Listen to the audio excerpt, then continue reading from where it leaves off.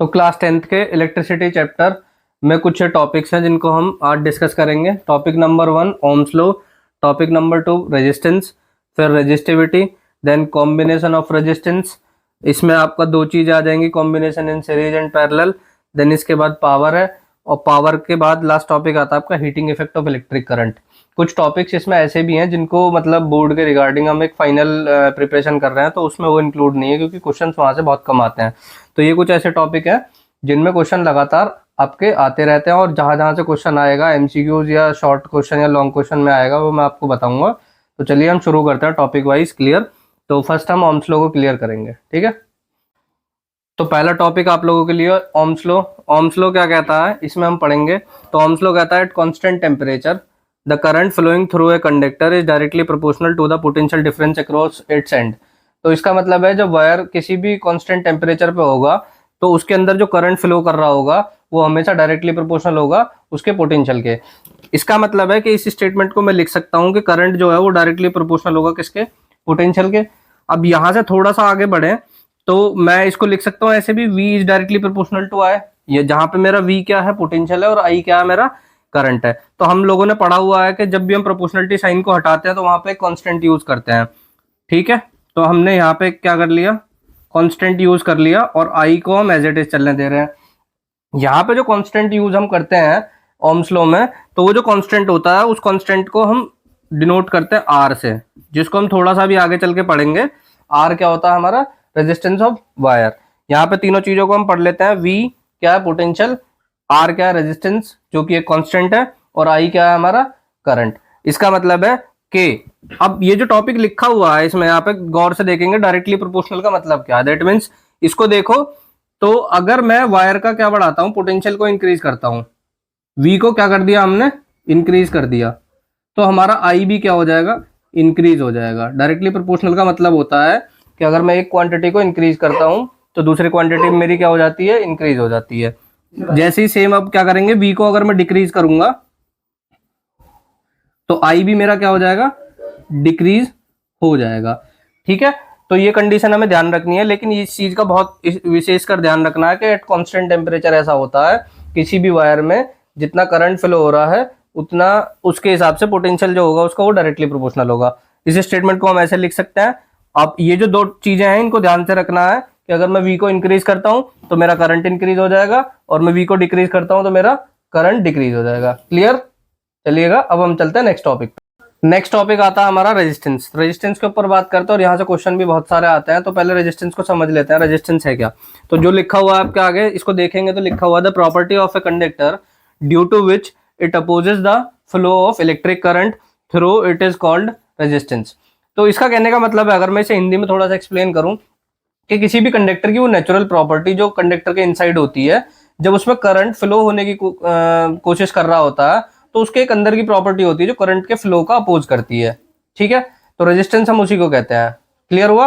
Resistance का मतलब है कि कंडक्टर की एक ऐसी प्रॉपर्टी जो कंडक्टर के अंदर करंट बहता है उसके बहने को वो अपोज करती है, ठीक है। क्लियर हो गया? अब हम ओम्स लॉ से पढ़ते हैं। बाय ओम्स लॉ हमें क्या बताया गया था ओम्स लॉ में कि V इक्वल टू क्या होता है जी? IR। तो R मेरा क्या था? यहाँ पे रेजिस्टेंस था।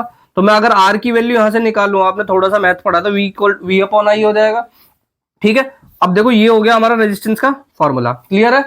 अब इसकी छोटी छोटी बेसिक चीजों पे बात करते हैं जिनके ऊपर क्वेश्चन आता है। पिछली बार क्वेश्चन आया था 5 नंबर में पूरा, define resistance its unit, factor affecting resistance, यानी कि ये रेजिस्टेंस क्या है, इसका फॉर्मूला क्या है, इसकी यूनिट क्या है, और कौन कौन से फैक्टर इसको क्या करते हैं? अफेक्ट करते हैं। तो आज उन सभी चीजों के बारे में हम जानेंगे। तो रेजिस्टेंस की डेफिनेशन क्लियर हो गई। अब ओम्स लॉ ने हमें बताया था कि V इक्वल्स टू क्या होता है? IR, ठीक है। तो रेजिस्टेंस यहां से हमने वैल्यू निकाली, R equals to V upon I। तो सबसे पहले अब हम इसकी SI यूनिट की बात करते हैं। तो SI यूनिट की अगर मैं बात करूं तो इसकी SI यूनिट होती है ओम।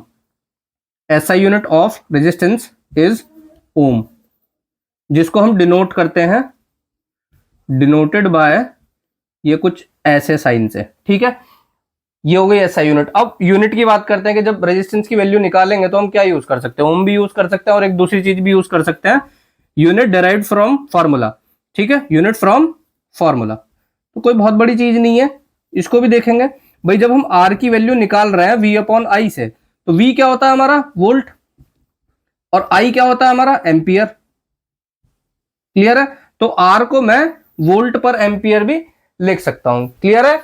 अब इसके बारे में हो गया, डेफिनेशन हो गया, यूनिट हो गया, फॉर्मूला हो गया, यहां तक क्लियर हो गया। अब हम बात करते हैं कि कौन कौन से फैक्टर रेजिस्टेंस को क्या करते हैं, अफेक्ट करते हैं। क्लियर है। नेक्स्ट टॉपिक है हमारा रेजिस्टेंस के फैक्टर कौन कौन से होते हैं जो रेजिस्टेंस को अफेक्ट करते हैं। ठीक है, पूरा कंबाइन क्वेश्चन आएगा 5 नंबर में कि रेजिस्टेंस क्या है, रेजिस्टेंस की यूनिट क्या है, रेजिस्टेंस का फार्मूला क्या है, और किस किस फैक्टर पर रेजिस्टेंस हमारा क्या होता है, अफेक्ट करता है। तो रेजिस्टेंस को ये 4 फैक्टर जो आपके सामने लिखे हुए हैं, ये चारों फैक्टर अफेक्ट करते हैं। अफेक्ट का मतलब है रेजिस्टेंस पे फर्क पड़ेगा जब इन चारों में से कोई सी एक चीज पे हम चेंज करेंगे। पहला क्या है, लेंथ है। दूसरा क्या है हमारा, एरिया है। तीसरा क्या हमारा, टेम्परेचर है। और चौथा क्या हमारा, नेचर ऑफ मटेरियल है। तो बेसिक इंपॉर्टेंट में अगर आपको बात बताऊं तो बेसिकली हमारे दो ही ये हमें इंपॉर्टेंट है, यानी कि हमें पता करना होगा कि लेंथ से फर्क तो पड़ता है रेजिस्टेंस पे, और एरिया से भी फर्क पड़ता है रेजिस्टेंस पे, बट वो किस तरह से पड़ता है ये उसके ऊपर बात करते हैं। तो अगर मैं पहली बात को बात करूं कि लेंथ के ऊपर, अकॉर्डिंग टू लेंथ रेजिस्टेंस पे क्या फर्क पड़ेगा, तो हमने पढ़ा है कि रेजिस्टेंस जो होता है वो डायरेक्टली प्रोपोर्शनल होता है लेंथ के। ठीक है, डायरेक्टली प्रोपोर्शनल का भी पीछे बता के आ रहा हूँ। रेजिस्टेंस का मतलब, डायरेक्टली प्रोपोर्शनल का मतलब है कि रेजिस्टेंस पे लेंथ के हिसाब से क्या फर्क पड़ने वाला है, कि अगर मैं लेंथ को क्या करूंगा, इंक्रीज करूंगा, ये ध्यान रखना, लेंथ को इंक्रीज करूंगा तो रेजिस्टेंस किसी का भी क्या हो जाएगा, इंक्रीज हो जाएगा। क्लियर है। अगर मैं लेंथ को क्या करता हूं, डिक्रीज करता हूं, तो मेरा रेजिस्टेंस क्या हो जाएगा, डिक्रीज ही हो जाएगा। क्लियर है। यानी कि सीधा सीधा इफेक्ट पड़ेगा, कि डायरेक्टली प्रोपोर्शनल में होता ही ये है कि जो काम मैं एक क्वांटिटी के साथ कर रहा हूँ वही उसका रिजल्ट हमारे दूसरी क्वांटिटी के साथ में देखने को मिलता है। तो लेंथ के हिसाब से अगर मैंने बात करी, तो अगर मैं लेंथ को इंक्रीज करता हूं तो रेजिस्टेंस बढ़ जाता है, लेंथ को डिक्रीज करता हूं तो रेजिस्टेंस क्या हो जाता है, घट जाता है। अब देखो, आपको एक सिंपल एक चीज याद रखनी है कि अगर इस चीज को कैसे याद रखें, तो मान के चलो कि ये एक वायर है। ठीक है, ये क्या है, वायर है, इमेजिनरी सोच के चलना है हमें। ठीक है, अब इस वायर के अंदर हो आप। ठीक है, इस वायर के अंदर क्या है, एक इंसान है जिसको इस वायर के इधर से कहां जाना, उधर जाना। ठीक है, दैट मीन्स इस वायर को अगर मैं बात करूं तो ये कंडक्टर हो गया, और ये पाइप कंडक्टर हो गया, और ये आदमी जो है ये क्या है, हमारा करंट है। अब वायर को मैंने उतना ही लंबा बनाया, मतलब उतना ही मोटा बनाया जिसमें से इंसान मतलब बस पास हो सके। क्लियर है। यानी कि इस इंसान को इधर से उधर पास होना है, तो इसको पास होने में कठिनाई होंगी। ठीक है भाई, जब मैंने पाइप की लंबाई या मोटाई उतनी रखी हुई है कि ये आदमी बस जस्ट कैसे ही निकल सकता है इसमें से। अब एक बात बताओ, एक पाइप है 2 मीटर लंबा, ठीक है, उसमें तो वो बेचारा जैसे तैसे करके निकल जाएगा आगे की तरफ। लेकिन एक बात बताओ, अगर आप ही इस कंडीशन में हो और मैं पाइप को और लंबा करता चला जाऊं, 2 से 5 कर दूं, 5 से 10 कर दूं, तो ये जो इंसान बेचारा अंदर जा रहा है इसकी कठिनाई बढ़ेंगी या नहीं बढ़ेंगी। ठीक है, यानी कि अगर मैं इसे रिलेट करूं कि ये मेरा एक कंडक्टर है और ये मेरा अंदर जो आदमी बनाया हुआ है ये क्या, मेरा करंट है, तो करंट के लिए अपोजिशन उतना बढ़ता चला जाएगा जितनी इसकी लंबाई को मैं क्या करता चला जाऊंगा, इंक्रीज करता चला जाऊंगा। क्लियर है। और सेम एज इट इज, जितना मैं लंबाई को डिक्रीज करूंगा रेजिस्टेंस मेरा उतना ही क्या हो जाएगा, कम हो जाएगा। क्लियर है। लेंथ को हम लोग पढ़ चुके हैं अच्छे से। अब नेक्स्ट पढ़ते हैं हम एरिया, और क्वेश्चन आता है एरिया से, इंपॉर्टेंट, ध्यान रखना। जो भी हमारा क्वेश्चन आएगा एमसीक्यू में भी आ सकता है और शॉर्ट टाइप क्वेश्चन में भी आ सकता है।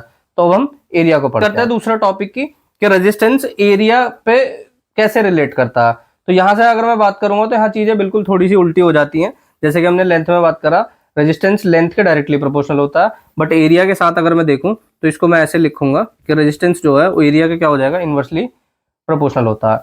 ठीक है, अब इनवर्सली प्रोपोर्शनल का मतलब बहुत इंपॉर्टेंट है समझना, कि अगर मैं एरिया को क्या कर देता हूं, इंक्रीज करता हूं, क्या कर देता हूं, इंक्रीज कर देता हूं, तो इनवर्सली होने के कारण उस पर उल्टा प्रभाव पड़ेगा। यानी कि रेजिस्टेंस क्या हो जाएगा हमारा, डिक्रीज हो जाएगा। क्या हो जाएगा, डिक्रीज हो जाएगा। ठीक है, अब अगर मैं एरिया को क्या कर देता हूं, डिक्रीज कर देता हूं, तो हमारा रेजिस्टेंस क्या हो जाएगा, इंक्रीज हो जाएगा। क्लियर है। यानी कि एरिया को अगर आप कम करोगे तो रेजिस्टेंस हमारा क्या हो जाएगा, ज्यादा हो जाएगा। अगर एरिया को आप ज्यादा करोगे तो रेजिस्टेंस क्या हो जाएगा, हमारा कम हो जाएगा। क्लियर है। यही इनवर्सली प्रोपोर्शनल का मतलब होता है कि अगर एक क्वांटिटी को आप थोड़ा सा इंक्रीज कर रहे हो तो दूसरी क्वांटिटी अपने आप क्या हो जाएगी, डिक्रीज हो जाएगी। क्लियर है। अब इसके ऊपर हम बात करते हैं वापस उसी एग्जाम्पल से। अब ये पाइप था, इसमें से किसी इंसान को निकलना था। पाइप क्या है, कंडक्टर, इंसान क्या है, आपका करंट। तो अगर मैं पाइप को मोटा कर दूंगा, मतलब पाइप का सरफेस एरिया में थोड़ा सा बढ़ा दूंगा, तो जो अंदर से इसमें पास होने वाला इंसान है उसके लिए कठिनाई ज्यादा होगी या कम होगी, ठीक है। अब सीधी सी बात, अगर ये पाइप थोड़ा सा मोटा हुआ तो इस इंसान को और ज्यादा फ्रीडम महसूस होगा, ये आसानी से निकल सकता है उधर। तो ये क्या है, करंट। अब करंट के लिए जितना जगह ज्यादा बनेगा, यानी कि एरिया ऑफ क्रॉस सेक्शन बढ़ेगा, तो करंट उतनी आसानी से फ्लो हो जाएगा। आसानी से फ्लो होने का मतलब इस अपोजिशन बहुत कम मिल रहा है। आसानी से फ्लो होने का मतलब है रेजिस्टेंस क्या है हमारा, घट रहा है, जैसे ही मैं एरिया को क्या कर देता हूं, इंक्रीज कर देता हूं। तो ये छोटे छोटे क्या है, आपको रिलेट करने के लिए एग्जांपल्स हैं। क्लियर है। अब हम बात करते हैं यहां से क्वेश्चन किस प्रकार से आता है, ठीक है। तो चलिएगा फटाफट क्वेश्चन के ऊपर चलते हैं अब यहाँ पे, ठीक है। अब इसके ऊपर क्वेश्चन कैसा आएगा, क्वेश्चन के ऊपर बात करते हैं कि अगर रेजिस्टेंस क्या है, इनवर्सली प्रोपोर्शनल है एरिया के, तो दैट मीन्स एरिया क्या होता है हमारा भाई, किसी भी वायर को अगर आप देखोगे पॉइंट ऑफ व्यू से, तो वायर एक सिलेंड्रिकल शेप में होता है, और सिलेंडर के जो बेस होता है वो क्या होता है, सर्कल होता है। तो कहने का मतलब एरिया की अगर बात हो रही है तो सर्कल का एरिया से बात हो रही है, जिसमें कि पाई हमारा कांस्टेंट है। इसका मतलब रेजिस्टेंस डिपेंड किस पे करता है, आर स्क्वायर पे, रेडियस के स्क्वायर पे।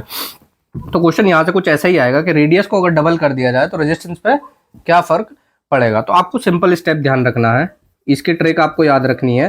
पहली कि जो भी चीज दिया गया है उसको स्क्वायर कर देंगे, ठीक है, और दूसरा क्या करेंगे, उसका तुरंत रेसिप्रोकल कर देंगे, ठीक है। अगर आपको रेडियस दी गई है, ध्यान रखना, ठीक है। तो अगर मैं इसी क्वेश्चन के रिगार्डिंग बात करूं तो पहला स्टेप क्या फॉलो करना, डबल, डबल का स्क्वायर करना। डबल का स्क्वायर मतलब 4, ठीक है भाई। 2 का स्क्वायर क्या होता है हमारा 4, और दूसरे स्टेप में मुझे क्या कर देना है, इसका रेसिप्रोकल, यानी कि 4 है तो 4 का रेसिप्रोकल क्या हो जाएगा, 1/4। तो रेजिस्टेंस हमारा क्या हो जाएगा, 1/4 टाइम्स हो जाएगा। क्लियर है, ठीक है। एक और क्वेश्चन अगर हम करते हैं इसके ऊपर, दूसरा क्वेश्चन हम क्या कर देते हैं कि रेजिस्टेंस अगर आपका, रेडियस आपका क्या हो जाता है, अगर आपका ट्रिपल हो जाता है, क्या हो जाता है, ट्रिपल या थ्राइस हो जाता है, तो रेजिस्टेंस पे क्या फर्क पड़ेगा। तो क्लियर, उसी स्टेप को फॉलो करना, लेकिन ये ध्यान रखना कि रेडियस के ऊपर ही होगा ये ट्रिक, ठीक है। तो सबसे पहली सिंपल ट्रिक, आप इसको स्क्वायर करना है। स्टेप क्या है हमारा, सबसे पहले इसको स्क्वायर करो। ट्रिपल मतलब 3 से रिलेटेड, 3 का स्क्वायर करेंगे तो 9, और 9 का फिर क्या करना है मुझे, रेसिप्रोकल। तो रेसिप्रोकल क्या हो जाएगा मेरा, 1/9। तो रेजिस्टेंस क्या हो जाएगा जी, 1/9 टाइम्स हो जाएगा। क्लियर है आपको, ठीक है। अब तीसरा केस क्या आता है, तीसरा केस आ जाता है हमारा कि अगर रेजिस्टेंस क्या, रेडियस क्या हो जाए हमारी, हाफ हो जाए, क्या हो जाए, हाफ हो जाए, ठीक है। तो अब रेजिस्टेंस पे क्या फर्क पड़ेगा, कुछ नहीं, सिंपल वही फॉलो करना। क्या फॉलो करना कि रेडियस जो दे रखी है, हाफ का मतलब क्या होता है, 1/2। भाई सिंपल क्या है, पहला स्टेप 1/2 का स्क्वायर कितना हो गया, 1/4। देन उसको क्या कर देना, रेसिप्रोकल। अब 1/4 का अगर मैं रेसिप्रोकल करूंगा तो क्या आ जाएगा मेरा, 4। तो इसका मतलब क्या हो गया, रेजिस्टेंस मेरा क्या हो जाएगा जी, 4 टाइम्स हो जाएगा। ध्यान रखना, ऐसा एमसीक्यू आपको देखने के लिए मिलेगा, लेकिन ये ट्रिक मैंने बताई है जब आपको रेडियस दी गई हो। अब एक दो क्वेश्चन और कराता हूं मैं, कुछ ऐसी जो थोड़े अजीब से हैं, जिसमें एग्जामिनर आपको क्या कर सकता है, घुमा सकता है थोड़ा सा। तो उसके ऊपर बात करते हैं फटाफट से। तो कुछ और क्वेश्चंस के ऊपर बात कर लेते हैं, रेजिस्टेंस के फैक्टर अफेक्टिंग में एरिया टॉपिक से रिलेटेड। तो अभी हम कुछ हालांकि करके भी आ रहे हैं कि रेडियस को डबल करा तो रेजिस्टेंस पे क्या फर्क पड़ेगा। अभी मैंने बताया कि अगर रेडियस की बात हो रही है तो सिंपल 2 ट्रिक आपको करनी है, क्या, डबल का स्क्वायर 4, ठीक है, और 4 का रेसिप्रोकल 1/4। क्लियर है, समझ आ गया, 1/4 टाइम्स हो जाएगा। अब इसमें रेडियस कितना है, 3 टाइम्स, 3 टाइम्स मतलब 3 गुना, 3 का स्क्वायर कितना, 9, और 9 का रेसिप्रोकल कितना, 1/9। क्लियर है, या एमसीक्यू में डायरेक्टली पूछा जा सकता है या इवन सॉल्व भी करवा सकता है, ठीक है। रेडियस में क्या कर दिया, हाफ। अब रेडियस में हाफ का मतलब है 1/2, और 1/2 का स्क्वायर फर्स्ट स्टेप में 1/4, और 1/4 का रेसिप्रोकल अगर मैं करूंगा तो 4 टाइम्स, ठीक है। ये क्वेश्चन थे आपके रेडियस से रिलेटेड। हो सकता है एग्जामिनर आपको घुमाने के लिए रेडियस ना देके एरिया भी बोल सकता है डायरेक्ट, कि किसी भी वायर का मैंने क्या कर दिया, एरिया डबल कर दिया। अब ध्यान रखना, आपने पढ़ा है क्या, ए, और दूसरा स्टेप पढ़ा था, ठीक है। पहले क्वेश्चन थे इस टॉपिक पे, अब ये डायरेक्टली क्या कर रहा है, ए को डबल कर रहा है। अब ए को डबल करने का मतलब है कि ए पे कहीं स्क्वायर थोड़ी ना है, अगर एरिया की बात कर रहा है तो सिंपल आपको पहला स्टेप नहीं करना, दूसरा स्टेप करना। अगर एरिया को डबल करा गया, डबल मतलब 2 गुना, 2 रेजिस्टेंस पूछ रहा है, तो आप सिंपली स्क्वायर नहीं करेंगे इस बार, इसको डायरेक्टली क्या कर देंगे, रेसिप्रोकल कर देंगे। एरिया डबल तो रेजिस्टेंस कितना, हाफ। क्लियर, एरिया हाफ है तो हाफ का रेसिप्रोकल कितना, 2 टाइम्स। क्लियर है। तो ध्यान रखना है, आपने जब भी रेजिस्टेंस पूछे आपको रेडियस देके, तो पहला स्टेप डबल स्क्वायर करेंगे, फिर हाफ करेंगे, रेसिप्रोकल करेंगे। दूसरा, जब आपको डायरेक्टली एरिया दिया गया हो, रेजिस्टेंस पूछ रहा हो, तो आप क्या करेंगे, एरिया का डायरेक्टली रेसिप्रोकल करेंगे, तो आपको रेजिस्टेंस की पता चल जाएगी कि रेजिस्टेंस पे क्या फर्क पड़ने वाला है। क्लियर हो गया? आई होप कि रेजिस्टेंस के फैक्टर इफेक्टिंग आपको एरिया से रिलेटेड समझ आए होंगे। देन अब हम थोड़ा सा और आगे की तरफ बढ़ते हैं कि टेम्परेचर पे बात कर लेते हैं। तो टेम्परेचर में जनरली क्वेश्चन ये है कि टेम्परेचर जब हम इंक्रीज करेंगे किसी भी वायर का, तो रेजिस्टेंस क्या हो जाता है, इंक्रीज हो जाता है, और नेचर पे भी डिपेंड करता है। क्लियर है? अब थोड़ा सा और आगे पढ़ते हैं, आगे चलते हैं। अभी जैसा कि हम पीछे पढ़ के आ रहे हैं कि रेजिस्टेंस हमारा क्या होता है, डायरेक्टली प्रोपोर्शनल होता है लेंथ के। पहली बात हुई। दूसरी बात हमने क्या पढ़ी कि रेजिस्टेंस जो है वो डायरेक्टली प्रोपोर्शनल होता है हमारा 1/a के। ध्यान रखना, डायरेक्टली 1/a के लिए बोल रहा हूँ। अगर मैं a के लिए बोलूंगा तो इनवर्सली यूज करूंगा। ठीक है? अगर इन दोनों बातों को मैं कंबाइन करूं तो मैं ये लिख सकता हूं, कुल मिला के लिखा जा सकता है, नहीं लिखा जा सकता। From 1 and 2 we can write this. अब यहाँ पे फिर से क्या आ रहा है, प्रोपोर्शनलिटी का साइन आ रहा है। तो प्रोपोर्शनलिटी के साइन को हटाने के बाद हमने सीखा है कि कांस्टेंट का यूज करेंगे। तो मैं जब इस कांस्टेंट का यूज करूंगा, ठीक है, तो ये हमारा क्या चलेगा, L/A। क्लियर है? यहाँ पे इस कांस्टेंट को डिनोट करते हैं हम रो से, और रो के बारे में मैं बता देता हूँ रो क्या है।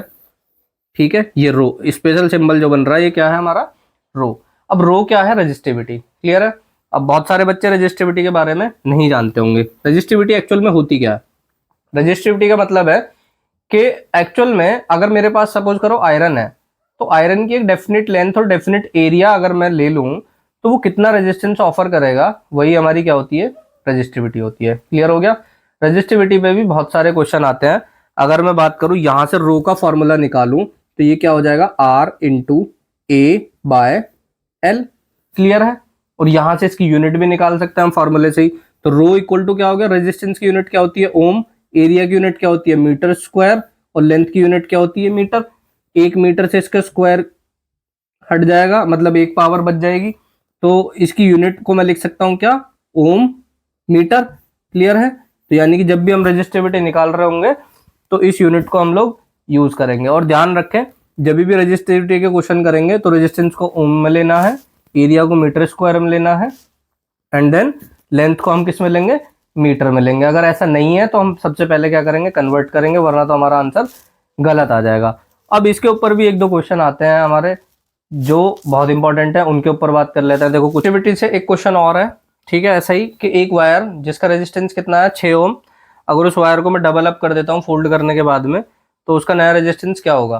ठीक है? अब ये चीज़ हमें समझ आ जानी चाहिए, क्योंकि वायर को जब हमने उसकी लेंथ या एरिया के साथ छेड़खानी करी है, तो उसका रेजिस्टेंस भी चेंज होगा। ठीक है? तो मुझे उस वायर के बारे में ज़्यादा कुछ तो नहीं पता, मुझे इतना पता है कि रेजिस्टेंस उसका कितना है, 6 ओम। ठीक है? अब मुझे ये भी नहीं पता वो कितना लंबा है, तो मैंने मान लिया एल की वैल्यू, एल भाई एल लेंथ होगी उसकी, और ए क्या होगा, एरिया। तो अगर मैं बात करूँ रो की यहाँ पे, तो रो का फॉर्मूला क्या होता है, आर इंटू, ठीक है, A/L। क्लियर है? सब जानते हैं ऐसे ही। तो रो की वैल्यू निकालने के लिए रेजिस्टेंस मतलब 6, एरिया A, L हमारा L। क्लियर है? ठीक है? यहां से हम इतना ही जानते हैं। अब उसकी सेकंड केस में चलते हैं कि सेकंड केस में उसमें हुआ क्या। वायर को करा उसने, रेजिस्टेंस हमें नहीं पता, रो हमें पता चल गया यहाँ से, यानी कि रो तो सभी जानते हैं, रो फिक्स रहेगी उस वायर की। ठीक है? रो की वैल्यू कितनी होगी, 6A/L। क्लियर है? देन अब उसकी लेंथ और एरिया में क्या हुआ, वो चीज देखने की है। यहाँ पे लेंथ को क्या होगा और एरिया को क्या होगा। अब देखो यहाँ ध्यान देखो कि वायर को डबल करा गया फोल्ड करने के बाद, तो इसका मतलब एरिया तो उसका डबल हो गया। ठीक है? एरिया क्या हो जाएगा, जो पहले ए था वो 2A हो गया, और जब उसे डबल कर रहे हैं उसी लेंथ में से, तो उसकी लेंथ सीधी सीधी क्या होगी, हाफ हो गई। लेंथ क्या हो गई हमारी, L/2। तो वापस देखते हैं, अब रो निकालते हैं इसमें से। तो रो का फॉर्मूला क्या होता है हमारा, R इंटू A/L। अब हम सभी जानते हैं कि रो की वैल्यू क्या आ चुकी है, 6A/L इक्वल टू, रेजिस्टेंस हमें नहीं पता, ए की वैल्यू यहाँ पे कितनी है हमारी, 2A अपॉन, और लेंथ कितनी होगी हमारी, L/2। क्लियर है? अब ये वाला 2 जब ऊपर जाएगा तो ये क्या हो जाएगा, 6A/L equals to R into 4A/L। यहां तक क्लियर हो गया?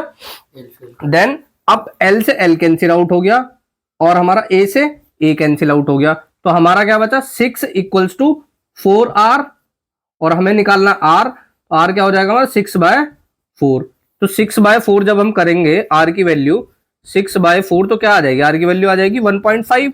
और आर क्या है हमारा रेजिस्टेंस, तो यूनिट लगाना बिल्कुल ना भूलें। तो रेजिस्टेंस की यूनिट क्या होती है, ओम। तो भाई उस वायर की नया रेजिस्टेंस जो होगा वो क्या होगा 1.5 ओम। क्लियर है। तो ऐसा क्वेश्चन आ सकता है। एक क्वेश्चन मैं आपके लिए दे रहा हूं, कर लेना ट्राई। 6 ओम की जगह क्या कर देते हैं 10 ओम। क्लियर है कि एक वायर है जिसका रेजिस्टेंस कितना 10 ओम और उसको डबल कर दिया गया है, कहां से, स्ट्रेच करके। ठीक है, स्ट्रेच करके डबल करने का मतलब है कि उसकी लेंथ जो थी उसको ऐसे खींच के क्या कर दिया हमने, बड़ा कर दिया। तो यहाँ पे फिर वापस क्या करेंगे हम, दो केस करेंगे। भाई हमें कितना पता उस वायर के बारे में, रेजिस्टेंस उसका कितना है 10 ओम। ठीक है, लेंथ मुझे नहीं पता तो एल को एल मान लेंगे, एरिया मुझे नहीं पता तो क्या मान लेंगे हम, ए मान लिया। अब तो यहां से रो निकालने का फॉर्मूला क्या बताया था मैंने, R into A by L. तो यहां से अगर मैं रो निकालू तो रो कितनी आएगी मेरी, रो कितनी आएगी 10 A by L. Just clear. ठीक है, देन इसके बाद हम क्या करते हैं, अब यहां आ जाते हैं दूसरी तरफ। दूसरी क्वेश्चन की डिमांड क्या है, अब यहां देखो रेजिस्टेंस मुझे नहीं पता, रो मुझे पता चल गया कितना है 10 ए बाय एल। देन इसके साथ में अब वहां देखते हैं लेंथ और एरिया के साथ क्या हुआ। अब देखो लेंथ को स्ट्रेच करा है, यानी कि लेंथ तो डबल हो गई। ठीक है, डबल बोल रहा। अब जिस लेंथ को हमने स्ट्रेच करा है उसको स्ट्रेच करने के बाद आपने एक चीज नोटिस करोगे, एरिया उसका क्या हो जाएगा, हाफ हो जाएगा। तो लेंथ कितनी होगी जी अब 12 और एरिया क्या हो गया हमारा a/2। जो एरिया a था वो क्या हो गया अब a/2। वापस से अगर हम वैल्यूज रखें तो रो की वैल्यू क्या होती है r into A by L. Rho की वैल्यू यहां पे रखो उठा के 10 A by L equals to R मुझे नहीं पता, और ए की वैल्यू कितनी होगी हमारी a/2 इंटू, और एल की वैल्यू कितनी होगी 12। क्लियर है। अब यहां से देखो एल से एल कैंसिल आउट हो गया, ए से ए कैंसिल आउट हो गया, इधर क्या बचा 10 और इधर क्या बचा r/4। तो अब क्रॉस मल्टीप्लाई अगर हम करेंगे तो ये क्या हो जाएगा 40 इक्वल टू आर, और आर क्या है मेरा रेजिस्टेंस। तो मैं कह सकता हूं आर की वैल्यू क्या होगी हमारी 40 ओम। क्लियर है। तो जो नया वायर होगा उसके रेजिस्टेंस कितना हो जाएगा 40 ओम। क्लियर है। अब ये कुछ क्वेश्चंस हैं जो हमने अभी रेजिस्टेंस और रेजिस्टिविटी के बारे में पढ़ा है, उसके ऊपर चेक कर लेते हैं अपने आपको कि कितने एमसीक्यूज अगर आते हैं एग्जाम में ऐसे तो हम कितने कर पाते हैं।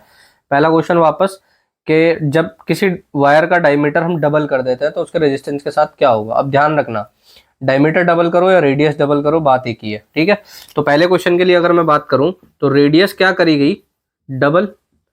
ठीक है, तो आपको ट्रिक ध्यान है कि अगर रेडियस के बारे में बात हो रही है तो तुरंत उसका स्क्वायर करो और रेसिप्रोकल कर दो। डबल मतलब 2, 2 का स्क्वायर 4 और 4 का उल्टा 1 बाय, यानी कि 2, 2 का स्क्वायर 4 और देन 4 का उल्टा 1/4। तो 1/4 कहीं पे ऑप्शन है तो यही ऑप्शन इसका क्या हो जाएगा, ठीक हो जाएगा।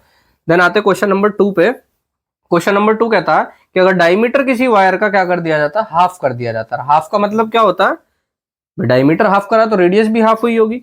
तो रेडियस हाफ करी है, हाफ मतलब 1/2। ठीक है, अब 1/2 स्टेप पता है आपको, सबसे पहले स्क्वायर, 1/2 का स्क्वायर अगर मैं करूंगा तो 1/4। ठीक है, स्क्वायर अब हो गया, देन क्या करना रेसिप्रोकल। रेसिप्रोकल क्या हो जाएगा 4। तो कहीं देखो 4 टाइम्स है इसका ऑप्शन, तो इसका आंसर क्या हो जाएगा 4 टाइम्स। Is that clear.